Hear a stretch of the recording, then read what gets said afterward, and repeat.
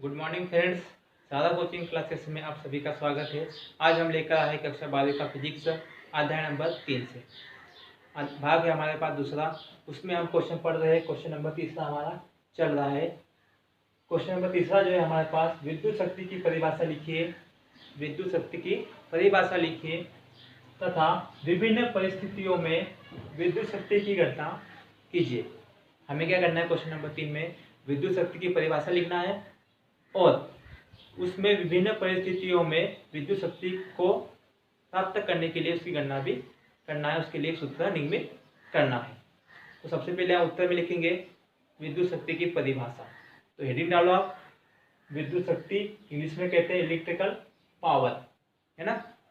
इसकी हेडिंग डालो और इसमें परिभाषा देखो होता क्या है। विद्युत शक्ति किसी विद्युत परिपथ में धारा प्रवाह करने पर विद्युत वाह बल के स्रोत द्वारा किए गए कार्य की दर को विद्युत परिपथ की विद्युत शक्ति कहते हैं।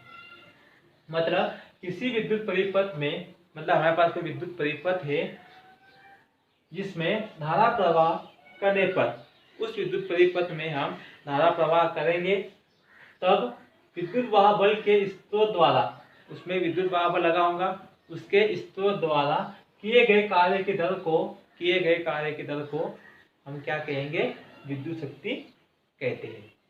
ठीक है। दूसरी परिभाषा है इसमें, याद रख के देखो।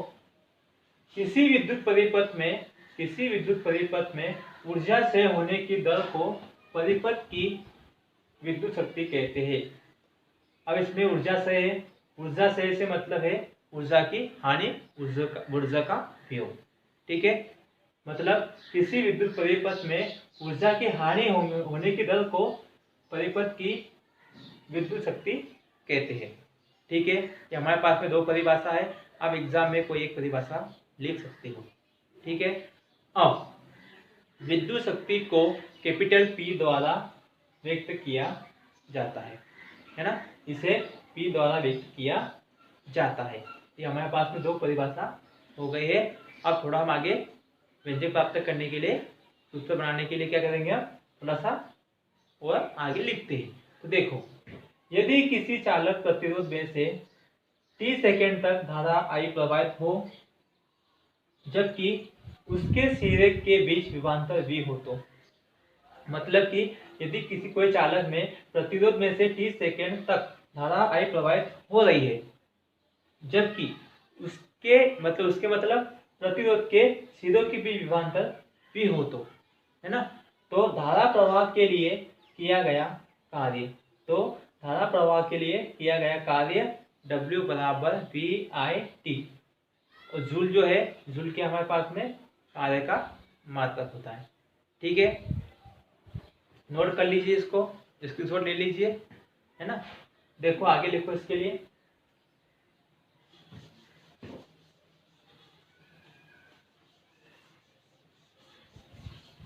अब हम आगे निकालेंगे विभिन्न परिस्थितियों के लिए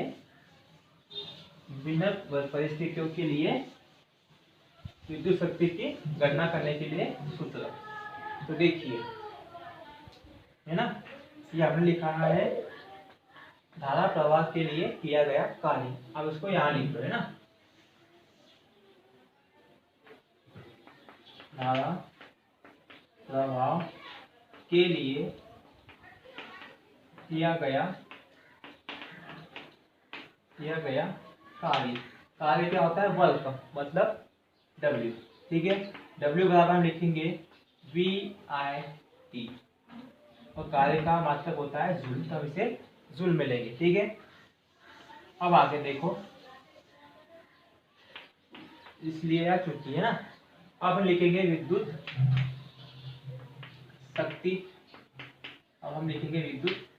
शक्ति। तो विद्युत शक्ति क्या होती है, P = W/T। कार्य की दर कोई ना कोई समय में होगा। ठीक है। तो हम लिखेंगे P बराबर W/T। अब हमारे पास में W का मान दिया हुआ है। W का मान क्या है हमारे पास, VIT है ना। तो अप्लाई करते हैं इसमें, तो P = W का मान है हमारे पास VIT/T, जैसे का वैसा। ठीक है, अब क्या होगा, यहाँ से टी से टी कट जाएगा, कैंसिल हो जाएगा। तो क्या बचेगा, P is equal to V I. क्या बचेगा यहाँ से, P is equal to V I. इसे मान दे दो समीकरण नंबर 1। इसे मान लेंगे हम समीकरण नंबर 1।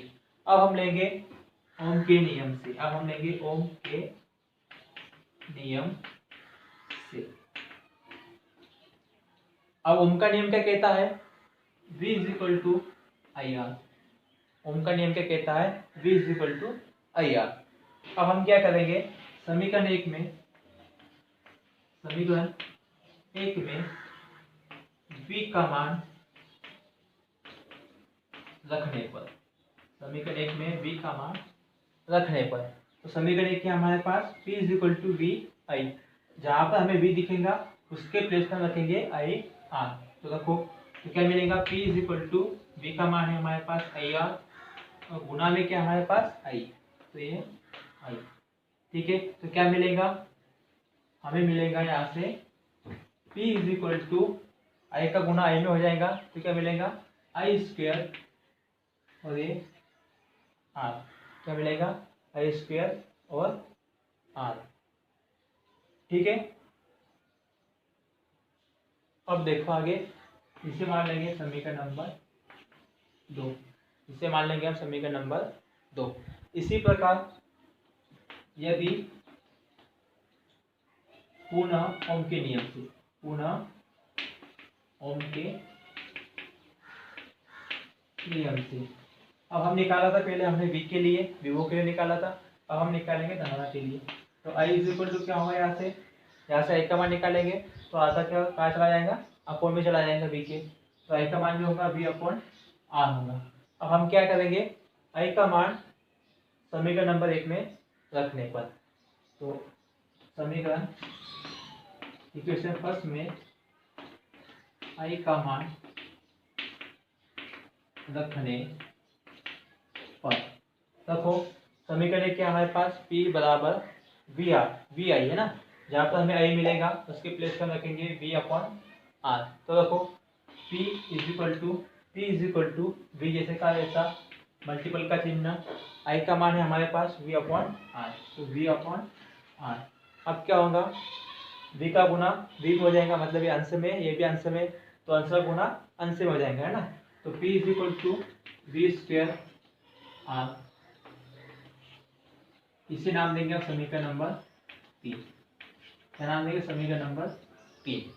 देखो, जो समीकरण 1 है, समीकरण 2 है, समीकरण 3 है, तीनों क्या हमारे पास में P P P, तीनों क्या हमारे पास में P P मतलब विद्युत शक्ति। तो हम तीनों के लिए, तीनों कंडीशन के लिए विद्युत शक्ति की गणना कर सकते हैं ना। तो अतः समीकरण 1, 2 व 3 विभिन्न परिस्थितियों में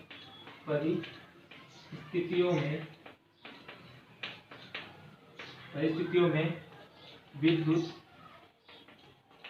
शक्ति की गणना की जा सकती है।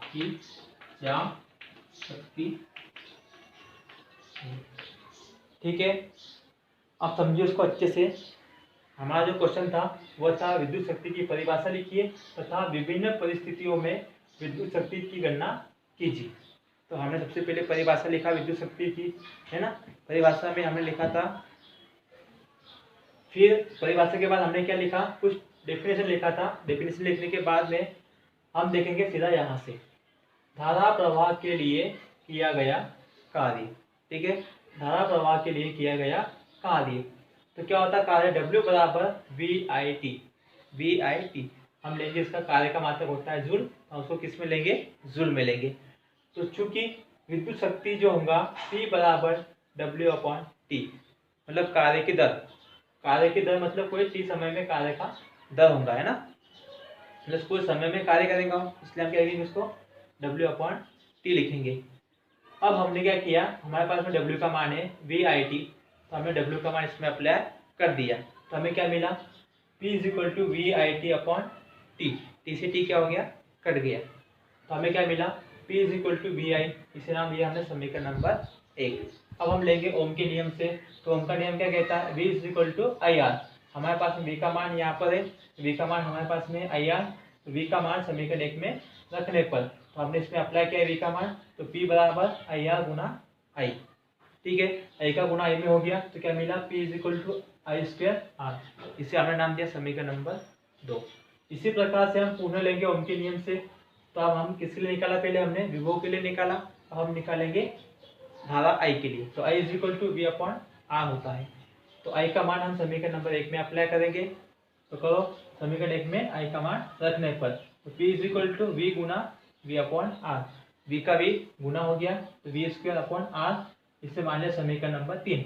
अब समीकरण 1, समीकरण 2 और जो समीकरण 3 है वह क्या हमारे पास में विभिन्न परिस्थितियों में विद्युत शक्ति की गणना करने के लिए सूत्र।